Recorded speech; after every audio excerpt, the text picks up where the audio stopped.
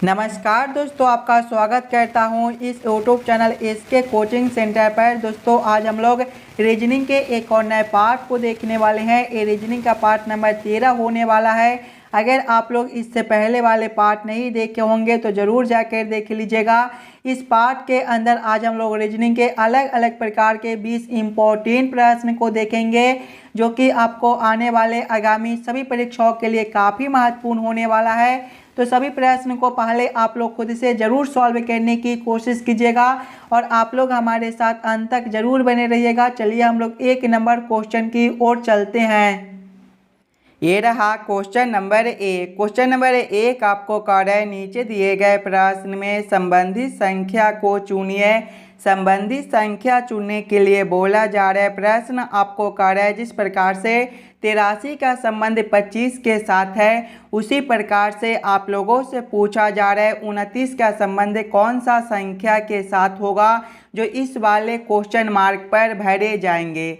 सबसे पहले आप लोग यहाँ पर ये समझने की कोशिश कीजिएगा, 83 से हम लोग 25 किस प्रकार से ला सकते हैं। 83 को हम लोग क्या करेंगे ताकि हमारा 25 बन जाए, उसी प्रकार से हम लोग सोचेंगे 29 से हमारा कौन सा संख्या संबंधित होगा, जो इस वाले क्वेश्चन मार्क पर भरे जाएंगे। सभी बच्चे पहले वीडियो को रोक लीजिएगा और खुद से ज़रूर सॉल्व करने की कोशिश कीजिएगा। 83 से हम लोग 25 किस प्रकार से ला सकते हैं। अगर आप लोग ध्यान से देखिएगा 83 को, तो 83 जो है आपका 8 और 3 से मिलकर बनता है। अगर 83 के दोनों संख्या को हम लोग आपस में घटा ले, यानी कि 8 - 3 करते हैं, तो आपका 5 बनता है और 5 का स्क्वायर आपका 25 होता है। देखिए 25 आपका यहाँ पर लिखा हुआ है। वही से हम लोग आगे 29 के साथ करेंगे। 29 जो है आपका 2 और 9 से मिलकर बनता है। 29 के भी दोनों संख्या को आपस में घटाएंगे, 2 - 9 करेंगे तो आपका -7 हो जाएगा। और देखिए यहाँ पर स्क्वायर कर दिए थे, तो यहाँ पर भी स्क्वायर करेंगे। -7 का स्क्वायर जो है ये आपका 49 होता है। 49 आपका ऑप्शन नंबर सी में दिया गया है, जो कि आपका सही उत्तर हो जाएगा। इस वाले क्वेश्चन मार्क पर आपका 49 भरा जाएगा। क्लियर है। चलिए अगले प्रश्न की ओर हम लोग चलेंगे, क्वेश्चन नंबर 2 की ओर। ये रहा क्वेश्चन नंबर 2। क्वेश्चन नंबर 2 आपको कह रहा है लुप्त संख्या ज्ञात करें। इस बार आपको मिसिंग नंबर से रिलेटेड प्रश्न दिया गया है। यहाँ पर आपका एक क्वेश्चन मार्क है। इस वाले क्वेश्चन मार्क पर आपका कौन सा संख्या भरा जाएगा, ये आप लोगों से पूछ रहा है। सबसे पहले आप लोग क्वेश्चन के पैटर्न को समझने की कोशिश कीजिएगा। अगर आप लोग ध्यान से देखिएगा तो देखिए यहाँ पर क्वेश्चन मार्क है, यानी कि सबसे पहले हम लोग ये समझने की कोशिश करेंगे 9 और 6 से यहाँ पर 26 किस प्रकार से लिखा हुआ है।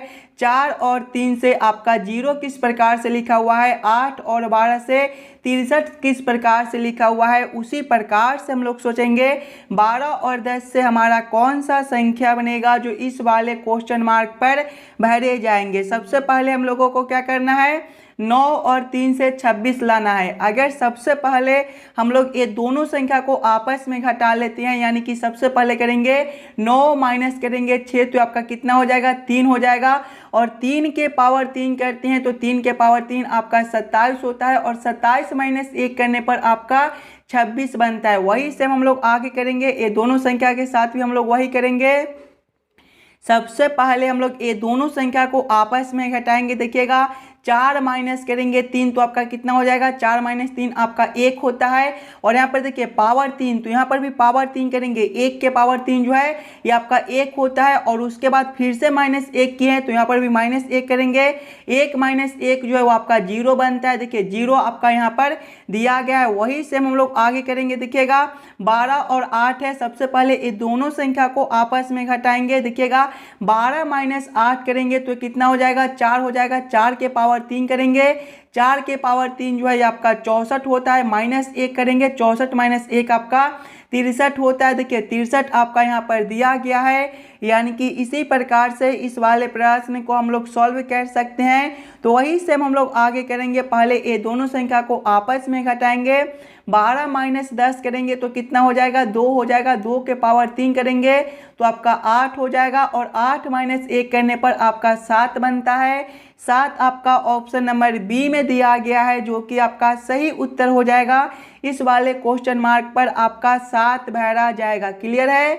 चलिए अगले प्रश्न की ओर हम लोग चलेंगे, क्वेश्चन नंबर 3 की ओर।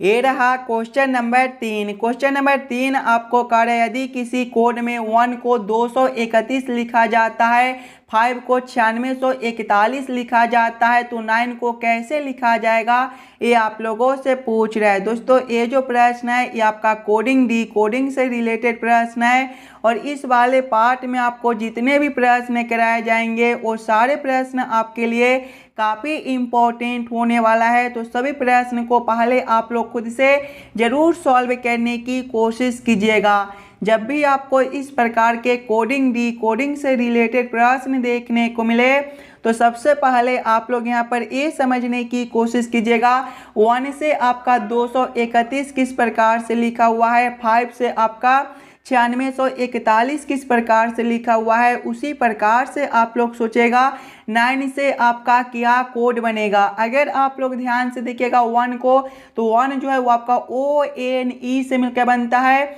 और इसका कोड को देखिएगा तो 231 दिया गया है। आगे देखिएगा आपका 5 है, 5 जो है ये आपका FIVE से मिलकर बनता है और इसका कोड को देखिएगा तो इसका कोड जो है वो आपका 9641 दिया गया है। आगे देखिए 9 है, 9 जो है आपका NINE से मिलकर बनता है। अगर आप लोग ध्यान से देखिएगा तो जो अक्षर आपका 1 और 5 में दिया गया है वही अक्षर से आपका 9 बनता है। यानी कि सबसे पहले आपका 9 में N है तो ध्यान से देखिएगा यहाँ पर N के सामने 3 है, यानी कि N का कोड जो है वो 3 बनता है तो यहाँ पर भी आपका 3 हो जाएगा।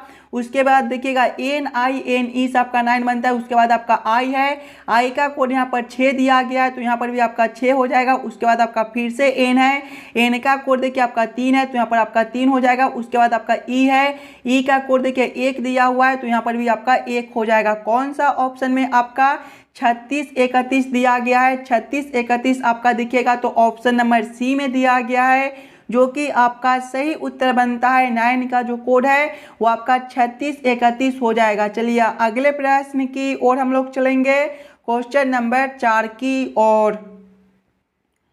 ये रहा क्वेश्चन नंबर 4। क्वेश्चन नंबर 4 आपको कह रहा है नीचे दिए गए श्रृंखला को पूरा करें। इस बार आपको श्रृंखला सीरीज से रिलेटेड प्रश्न दिया गया है, एक श्रृंखला सीरीज दिया हुआ है और यहाँ पर एक क्वेश्चन मार्क है। इस वाले क्वेश्चन मार्क पर आपका कौन सा संख्या भरा जाएगा ये आप लोगों से पूछ रहा है। सबसे पहले आप लोग श्रृंखला सीरीज को ध्यान से देखिएगा। श्रृंखला सीरीज को देखिएगा तो पहले आपका 2 दिया गया है, 2 के आगे आपका 5 है, 5 के आगे आपका 10 दिया हुआ है, 10 के आगे आपका 17 है, 17 के आगे आपका 26 है और इसके आगे आपका क्वेश्चन मार्क है। ये जो श्रृंखला सीरीज है ये आपका ऊपर की ओर बढ़ रहा है और जब भी हमें इस प्रकार के श्रृंखला सीरीज देखने को मिले तो सबसे पहले हम लोग अंतर को देखेंगे। देखिएगा 2 से 5 है, यहाँ पर +3 का अंतर बनता है, 5 से आपका 10 है, +5 का अंतर बनता है, 10 से आपका 17 है, +7 का अंतर है, 17 से आपका 26 है, +9 का अंतर है और आगे आपका क्वेश्चन मार्क है। अंतर को देखिएगा +3 +5 +7 +9 यानी कि सभी में 2 बढ़ा दिया गया है। यानी कि अगला अंतर जो है 9 + 2 करेंगे यानी कि +11 का हो जाएगा। 26 + 11 जो है आपका 37 होता है। 37 आपका ऑप्शन नंबर ए में दिया गया है जो कि आपका सही उत्तर हो जाएगा। इस वाले क्वेश्चन मार्क पर आपका 37 भरा जाएगा। दोस्तों अगर आपको किसी भी प्रश्न में कहीं पर भी कोई दिक्कत हो तो हमें ज़रूर कमेंट कर दीजिएगा। उस वाले प्रश्न को हम लोग फिर से अगले वाले पार्ट में ज़रूर देख लेंगे। चलिए अगले प्रश्न की ओर हम लोग चलेंगे, क्वेश्चन नंबर 5 की ओर। ये रहा क्वेश्चन नंबर 5। क्वेश्चन नंबर 5 जो है ये आपका वेन आरेख वेन डायग्राम से रिलेटेड प्रश्न है। कबूतर पक्षियों और कुत्तों का किस प्रकार से वेन आरेख वेन डायग्राम बनेगा ये आप लोगों से पूछ रहा है। सबसे पहले आप लोग यहाँ पर ये समझने की कोशिश कीजिएगा ये सभी शब्द में कौन शब्द किसके साथ संबंधित है, किसके अंदर हम लोग किसको रख सकते हैं। अगर आप लोग ध्यान से देखिएगा तो कबूतर भी आपका एक पक्षी होता है, यानी कि पक्षी के अंदर जो है वो आपका कबूतर हो जाएगा। तो सबसे पहले हम लोग पक्षियों के लिए एक गोला बना लेंगे और पक्षियों के अंदर जो है वो आपके कबूतर हो जाएंगे। उसके बाद आपका कुत्ता है, कुत्ता जो है ये दोनों शब्द से अलग दिया गया है, यानी कि कुत्ता को हम लोग ये दोनों से अलग कर देंगे। इसका वेन आरेख वेन डायग्राम कुछ इस प्रकार से बनेगा। इस प्रकार का वेन आरेख वेन डायग्राम देखिए नंबर 1 वाला दिया गया है। नंबर 1 जो है ऑप्शन नंबर ए में दिया गया है। तो क्वेश्चन नंबर 5 का आपका ऑप्शन नंबर ए जो है सही उत्तर बनता है। चलिए अगले प्रश्न की ओर हम लोग चलेंगे, क्वेश्चन नंबर 6 की ओर। ये रहा क्वेश्चन नंबर 6। क्वेश्चन नंबर 6 आपको कह रहा है सी बी की पत्नी है, ई सी का बेटा है, ए बी का भाई है और डी का पिता है।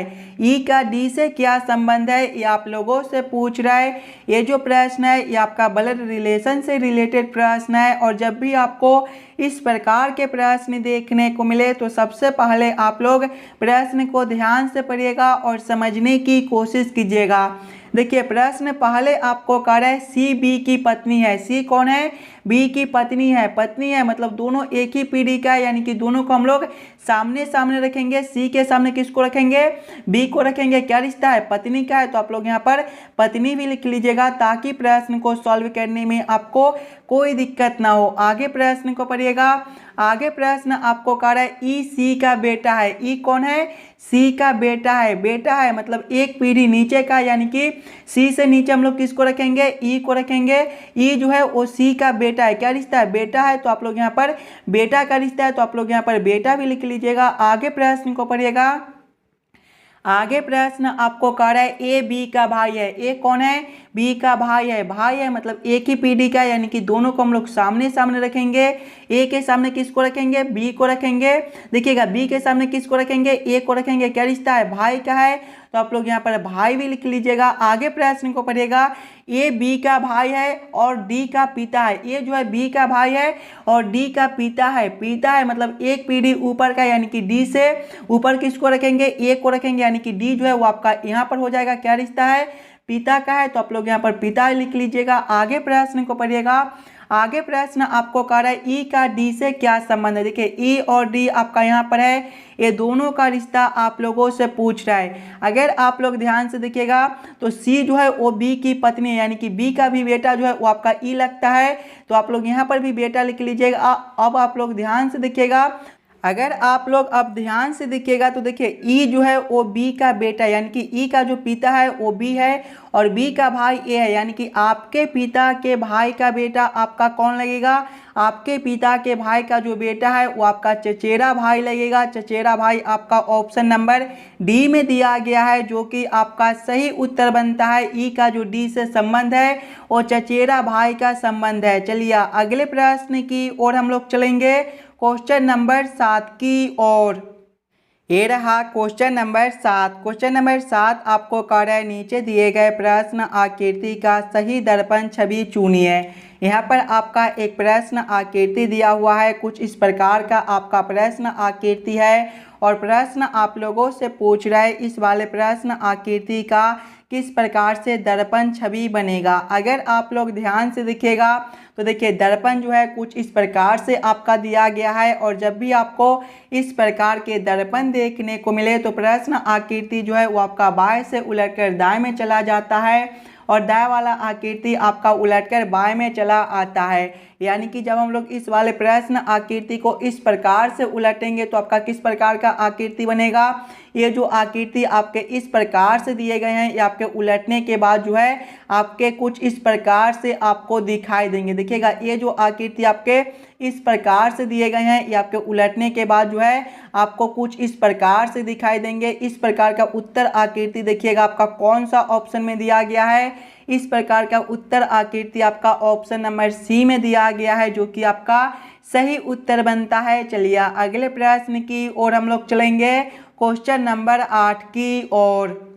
ये रहा क्वेश्चन नंबर 8। क्वेश्चन नंबर 8 आपको कह रहे हैं यदि $23.35, ये जो चिन्ह है ये आपका डॉलर का चिन्ह है। $23.35 बराबर 13, $3.5 बराबर 8, तो $4.13 का मान क्या होगा, ये आप लोगों से पूछ रहा है। सबसे पहले आप लोग यहाँ पर ये समझने की कोशिश कीजिएगा 23 और 35 से आपका 13 किस प्रकार से लिखा हुआ है, 3 और 5 से आपका 8 किस प्रकार से लिखा हुआ है, उसी प्रकार से आप लोग सोचिएगा 4 और 13 से आपका कौन सा संख्या बनेगा जो इस वाले क्वेश्चन मार्क पर भरे जाएंगे। देखिए यहाँ पर आपका किसी प्रकार का सिंबल दे दे, जोड़ का दे दे, गुना का दे दे, हज का दे दे, स्टार का दे दे, डॉलर का दे दे, उससे हमें कोई मतलब नहीं है। बस हम लोगों को ये समझना है कि हम लोग 23 और 35 से 13 किस प्रकार से ला सकते हैं। अगर आप लोग ध्यान से देखिएगा 23 को, तो 23 जो है आपका 2 और 3 से मिलकर बनता है, और 35 जो है आपका 3 और 5 से मिलकर बनता है।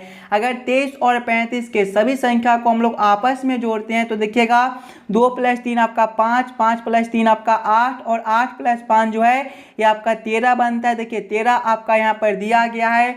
वही सेम हम लोग आगे करेंगे। आगे आपका 3 और 5 है, इसके भी दोनों संख्या को आपस में जोड़ेंगे, 3 + 5 करेंगे तो आपका 8 हो जाएगा। देखिए 8 भी आपका यहाँ पर दिया गया है, यानी कि इस वाले प्रश्न को हम लोग इसी प्रकार से सॉल्व कर सकते हैं। तो वही सेम हम लोग आगे करेंगे। आगे देखिएगा आपका 4 और 13 है, 4 जो है ये आपका, और आगे आपका 13 है, 13 आपका 1 और 3 से मिलकर बनता है। सभी संख्या को आपस में जोड़ेंगे तो 4 + 1 आपका 5, और 5 + 3 जो है ये आपका 8 बनता है। 8 आपका ऑप्शन नंबर ए में दिया गया है, जो कि आपका सही उत्तर हो जाएगा। इस वाले क्वेश्चन मार्क पर आपका 8 भरा जाएगा। क्लियर है। चलिए अगले प्रश्न की ओर हम लोग चलेंगे, क्वेश्चन नंबर 9 की ओर। ये रहा क्वेश्चन नंबर 9। क्वेश्चन नंबर 9 आपको कह रहा है निम्न आरेख में शहरी भ्रष्टाचारी कर्मचारियों का पता लगाइए। सबसे पहले आप लोग आरेख को ध्यान से देखिएगा। आरेख को देखिएगा तो देखिए ग्रामीण लोग के लिए जो आपका आरेख बनता है वो आपका यहाँ से लेकर यहाँ तक जो आरेख है ये आपका ग्रामीण लोग के लिए आरेख दिया गया है। आगे देखिएगा तो शहरी लोग के लिए जो आपका आरेख है वो आपका यहाँ से लेकर यहाँ तक बनता है। आगे वाला आरेख देखिएगा तो ये जो है ये आपका आरेख कर्मचारी के लिए दिया गया है, और आगे देखिएगा तो ये जो आरेख है ये आपका भ्रष्टाचारी लोग के लिए दिया गया है। अब आप लोग प्रश्न को ध्यान से पढ़िएगा और समझने की कोशिश कीजिएगा प्रश्न आप लोगों से क्या पूछ रहा है। देखिए प्रश्न आप लोगों से पूछ रहा है निम्न आरेख में शहरी भ्रष्टाचारी कर्मचारियों का पता लगाइए, यानी कि शहरी भी होना चाहिए, भ्रष्टाचारी भी होना चाहिए और कर्मचारी भी होना चाहिए। यानी कि हम लोग केवल शहरी भ्रष्टाचारी और कर्मचारी में संबंधित संख्या को देखेंगे। कौन सा संख्या आपका ऐसा है जो शहरी है, कर्मचारी है और भ्रष्टाचारी है। अगर आप लोग ध्यान से देखिएगा तो 9 और 5 आपके ऐसे संख्या दिए गए हैं जो आपके देखिएगा तो 9 आपका एक ऐसा संख्या है जो देखिएगा तो आपका कर्मचारी है, भ्रष्टाचारी है और शहरी है। 5 आपका नहीं है, 5 जो है वो ग्रामीण लोग भी है, यानी कि 5 आपका नहीं होगा, केवल आपका 9 होगा। 9 आपका कौन सा ऑप्शन में दिया गया है, 9 आपका ऑप्शन नंबर बी में दिया गया है, जो कि आपका सही उत्तर बनता है। चलिए अगले प्रश्न की ओर हम लोग चलेंगे, क्वेश्चन नंबर 10 की ओर। ये रहा क्वेश्चन नंबर 10। क्वेश्चन नंबर 10 आपको कार्य पुस्तकों की एक पंक्ति में गणित की पाठ्य पुस्तक बाईं ओर से 8वीं है और दाईं ओर से 13वीं है। पंक्ति में कुल कितने पुस्तकें हैं ये आप लोगों से पूछ रहा है। ये जो प्रश्न है एकदम आसान सा प्रश्न है। जब भी आपको इस प्रकार के प्रश्न देखने को मिले तो आपको कुछ नहीं करना है, सबसे पहले दोनों संख्या को आपस में जोड़ लेना है।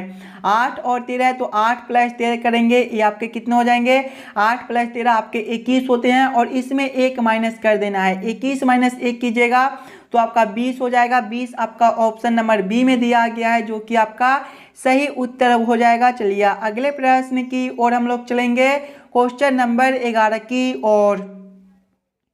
ये रहा क्वेश्चन नंबर 11। क्वेश्चन नंबर 11 आपको कह रहा है नीचे दिए गए निम्नलिखित शब्दों का सही क्रम बताएं। बालक, व्यवसाय, विवाह, शिशु और शिक्षा का किस प्रकार से सही क्रम बनेगा ये आप लोगों से पूछ रहा है। सबसे पहले आप लोग ये सभी शब्दों को ध्यान से देखिएगा और समझने की कोशिश कीजिएगा ये सभी शब्दों का आपका किस प्रकार से सही क्रम बनता है। अगर आप लोग ध्यान से देखिएगा तो ये सभी शब्द में सबसे पहले शब्द जो है वो आपके शिशु हो जाएंगे, यानी कि 4 नंबर। शिशु के बाद जो है वो आपका बालक हो जाएगा यानी कि 1 नंबर, बालक के बाद आपका शिक्षा हो जाएगा यानी कि 5 नंबर, शिक्षा के बाद आपका व्यवसाय हो जाएगा यानी कि 2 नंबर, और उसके बाद आपका विवाह हो जाएगा यानी कि 3 नंबर। कौन सा ऑप्शन में आपका 4 1 5 2 3 दिया गया है? ध्यान से देखिएगा, ऑप्शन नंबर सी में तो 4 1 5 2 3 दिया गया है, यानी कि ये सभी शब्दों का जो सही क्रम है वो आपका ऑप्शन नंबर सी में दिया गया है। चलिए अगले प्रश्न की ओर हम लोग चलेंगे, क्वेश्चन नंबर 12 की ओर। ये रहा क्वेश्चन नंबर 12। क्वेश्चन नंबर 12 आपको कह रहा है संबंधित आकृति को चुनिए। इस बार आपको संबंधित आकृति चुनने के लिए बोला जा रहा है। यहाँ पर आपका एक प्रश्न आकृति दिया हुआ है और यहाँ पर एक क्वेश्चन मार्क है। इस वाले क्वेश्चन मार्क पर कौन सा आकृति भरा जाएगा ये आप लोगों से पूछ रहा है। जब भी आपको इस प्रकार के प्रश्न देखने को मिले तो सबसे पहले आप लोग यहाँ पर ये समझने की कोशिश कीजिएगा ये दोनों आकृति आपके आपस में किस प्रकार से संबंधित है। उसी प्रकार से आप लोग सोचिएगा ये वाला आकृति से आपका कौन सा आकृति बनेगा जो इस वाले क्वेश्चन मार्क पर भरे जाएंगे। अगर आप लोग ध्यान से देखिएगा तो देखिए 1 नंबर वाले आकृति को 2 नंबर में कर दिया गया है, वही से हम लोग आगे करेंगे। देखिएगा 1 नंबर वाला आकृति आपका यहाँ पर है यानी कि ये जो है आपका यहाँ पर हो जाएगा, और देखिएगा 2 नंबर वाले आकृति को जो है वो 3 नंबर में कर दिया गया है। देखिए 2 नंबर वाला आकृति यहाँ पर है तो ये जो है आपके अब यहाँ पर हो जाएंगे, और 2 नंबर वाले आकृति को जो है आगे करके पूरा रंग भी दिया गया है तो यहाँ पर भी हम लोग इसको पूरा रंग देंगे। और आगे देखिएगा तो 3 नंबर वाले आकृति को 1 नंबर में कर दिया गया है, यानी कि ये वाला आकृति को हम लोग 1 नंबर में कर देंगे। इस प्रकार का उत्तर आकृति आपका कौन सा ऑप्शन में दिया गया है? इस प्रकार का उत्तर आकृति आपका ऑप्शन नंबर देखिएगा तो बी में दिया गया है, जो कि आपका सही उत्तर बनता है। इस वाले क्वेश्चन मार्क पर आपके कुछ इस प्रकार के आकृति भरे जाएंगे। चलिए अगले प्रश्न की ओर हम लोग चलेंगे, क्वेश्चन नंबर 13 की ओर। ये रहा क्वेश्चन नंबर 13। क्वेश्चन नंबर 13 जो है ये आपका कथन और निष्कर्ष से रिलेटेड प्रश्न है, और जब भी आपको इस प्रकार के कथन और निष्कर्ष से रिलेटेड प्रश्न देखने को मिले तो सबसे पहले आप लोग सभी कथन को ध्यान से पढ़िएगा और उस सभी कथन को आप लोग वेन आरेख वेन डायग्राम पर सेट कर लीजिएगा ताकि प्रश्न को सॉल्व करने और समझने में आपको आसानी हो। और सभी बच्चे पहले वीडियो को रोककर खुद से ज़रूर सॉल्व करने की कोशिश कीजिएगा। देखिए कथन एक आपको कह रहा है कुछ व्यक्ति अच्छे हैं, कुछ व्यक्ति क्या है? अच्छे हैं, यानी कि ये जो आरेख है आपका व्यक्ति के लिए हो जाएगा, तो ये जो आरेख है आपका अच्छे के लिए हो जाएगा। आप लोग नाम भी लिख लीजिएगा, ये जो आरेख है ये आपका व्यक्ति के लिए है तो आप लोग यहाँ पर व्यक्ति भी लिख लीजिएगा ताकि प्रश्न को सॉल्व करने में आपको कोई दिक्कत ना हो। और ये जो आरेख है ये आपका किसके लिए है? अच्छे के लिए है, तो आप लोग यहाँ पर अच्छे भी लिख लीजिएगा ताकि प्रश्न को सॉल्व करने में आपको कोई दिक्कत ना हो। आगे कथन को पढ़िएगा, ये आपका व्यक्ति लिखा हुआ है। आगे कथन को पढ़िएगा, कथन 2 आपको कह रहा है कुछ व्यक्ति बुद्धिमान है। कुछ व्यक्ति क्या है? बुद्धिमान है, यानी कि बुद्धिमान के लिए जो आपका आरेख बनेगा ये आपका कुछ इस प्रकार से हो जाएगा। ये जो है आपके बुद्धिमान हो जाएंगे, तो आप लोग यहाँ पर बुद्धिमान भी लिख लीजिएगा ताकि प्रश्न को सॉल्व करने में आपको कोई दिक्कत ना हो। अब आप लोग इस वाले वेन आरेख वेन डायग्राम के आधार पर निष्कर्ष को सही या फिर गलत कीजिएगा। देखिए निष्कर्ष 1 आपको कह रहा है कुछ बुद्धिमान व्यक्ति अच्छे हैं। देखिए बुद्धिमान के लिए आरेख आपका यहाँ पर है और अच्छे के लिए आरेख आपका यहाँ पर है। ये दोनों आरेख आपका अलग अलग दिया हुआ है, यानी कि कुछ बुद्धिमान व्यक्ति आपके अच्छे नहीं हो सकते हैं। ये निष्कर्ष आपका गलत हो जाएगा। निष्कर्ष 2 को देखिएगा, कुछ अच्छे व्यक्ति बुद्धिमान है। देखिए अच्छे के लिए जो है आरेख देखिएगा, कुछ अच्छे व्यक्ति क्या है? बुद्धिमान है। देखिए बुद्धिमान के लिए आरेख आपका यहाँ पर है और अच्छे के लिए आरेख आपका यहाँ पर है। ये दोनों आरेख भी आपके अलग अलग दिया गया है, यानी कि कुछ अच्छे व्यक्ति भी आपके जो है वो बुद्धिमान नहीं हो सकते हैं। ये दोनों निष्कर्ष जो है वो आपका गलत बनता है। दोनों निष्कर्ष को कौन सा ऑप्शन में गलत किया गया है? दोनों निष्कर्ष को ध्यान से देखिएगा तो ऑप्शन नंबर सी में गलत किया गया है। न निष्कर्ष 1 और ना ही निष्कर्ष 2 निकलता है, यानी कि क्वेश्चन नंबर 13 का आपका ऑप्शन नंबर सी जो है सही उत्तर हो जाएगा। चलिए अगले प्रश्न की ओर हम लोग चलेंगे, क्वेश्चन नंबर 14 की ओर।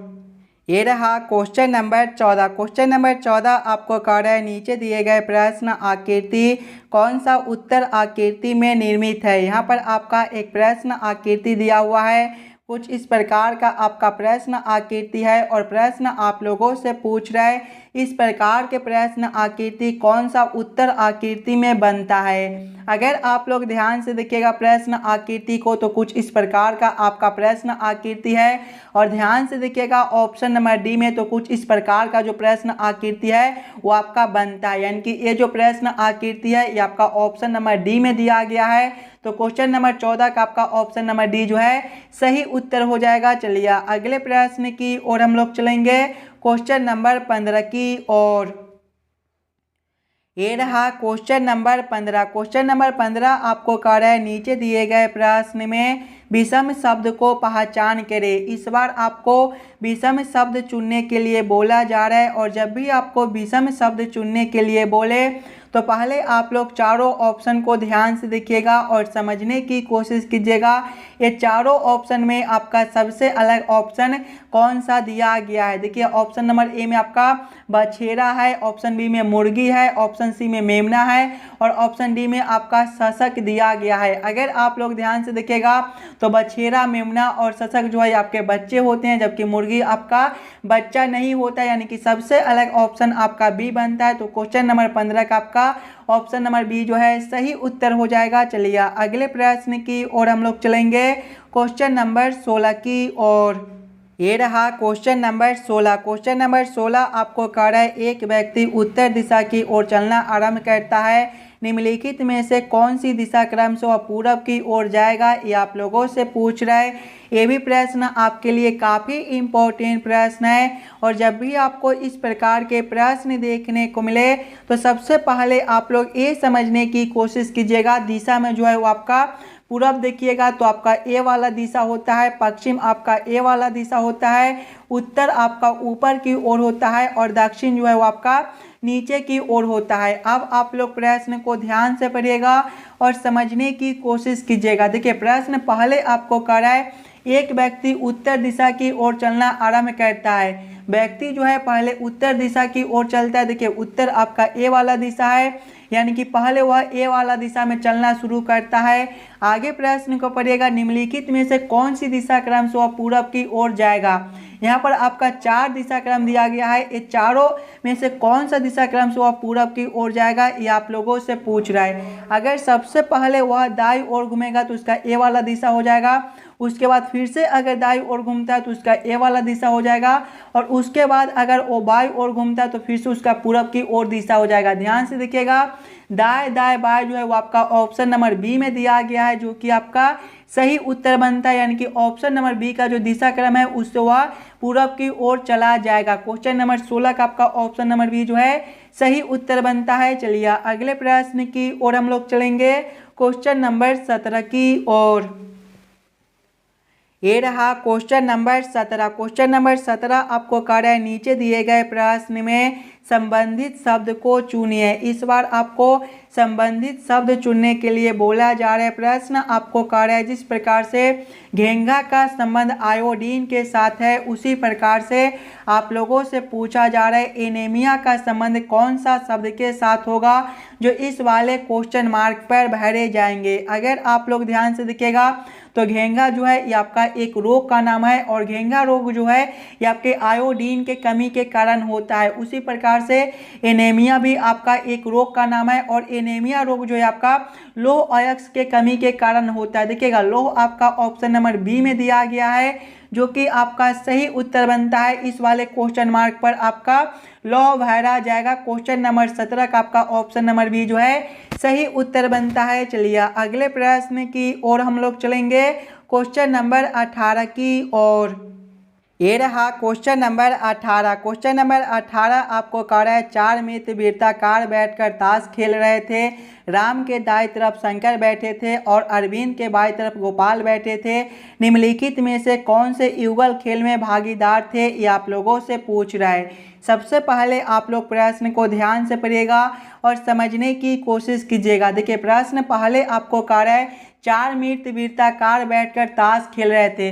वृत्ताकार बैठे थे यानी कि ये जो है आपका कुछ इस प्रकार से बनेगा।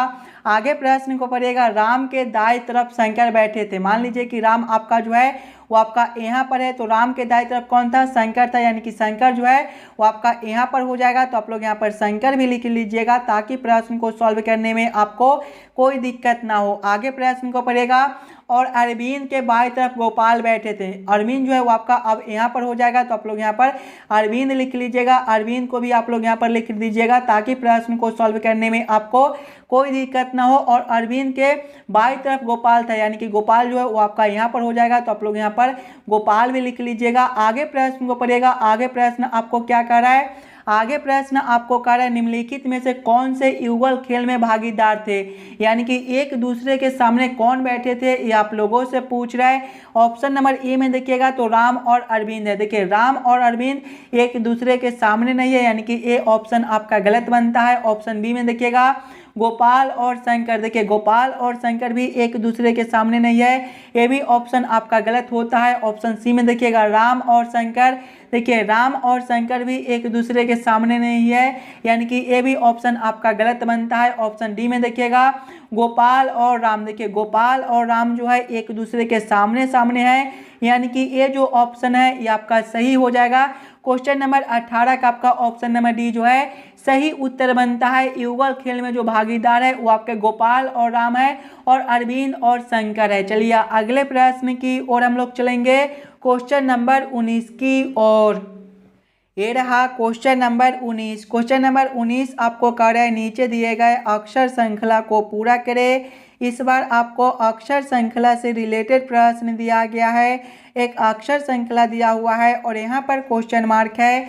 इस वाले क्वेश्चन मार्क पर आपका कौन सा अक्षर भरा जाएगा ये आप लोगों से पूछ रहा है। सबसे पहले आप लोग अक्षर श्रृंखला को ध्यान से देखिएगा। अक्षर श्रृंखला को देखिएगा तो सबसे पहले आपका क्या दिया गया है?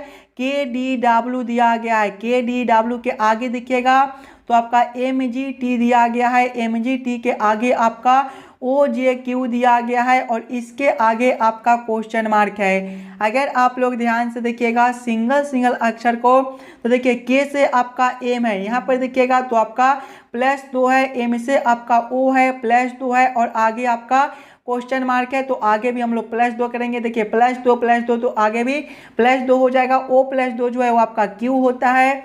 दूसरे वाले अक्षर से देखिएगा तो D से आपका G है, यहाँ पर +3 बनता है।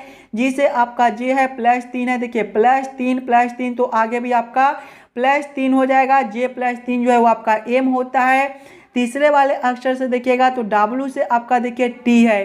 देखिएगा W जो है ये आपके 23वें पर होता है और T आपका 20वें पर। इस बार -3 है। आगे देखिए T से आपका Q है, फिर से -3 है। तो आगे भी हम लोग -3 करेंगे। Q आपका 17वें नंबर पर होता है। 17 - 3 आपका 14 और 14वें पर N होता है। कौन सा ऑप्शन में आपका QMN दिया गया है? QMN आपका ऑप्शन नंबर डी में दिया गया है, जो कि आपका सही उत्तर बनता है। चलिए अगले प्रश्न की ओर हम लोग चलेंगे, क्वेश्चन नंबर 20 की ओर। ये रहा क्वेश्चन नंबर 20 और दोस्तों ये जो प्रश्न है ये आपके होमवर्क के तौर पे छोड़े जाते हैं। इस वाले प्रश्न को आप लोग खुद से ज़रूर सॉल्व कीजिएगा। अगर आपको किसी भी प्रश्न में कहीं पर भी कोई दिक्कत हो तो हमें वो भी कमेंट कर दीजिएगा। और जितने बच्चे इस वाले यूट्यूब चैनल पर नए हो चैनल को सब्सक्राइब और वीडियो को लाइक जरूर करके जाइएगा और वीडियो को ज़्यादा से ज़्यादा और दोस्तों के साथ शेयर कीजिएगा ताकि और बच्चे तक पहुँच सके। चलिए हम लोग मिलते हैं आपसे अगले वीडियो में।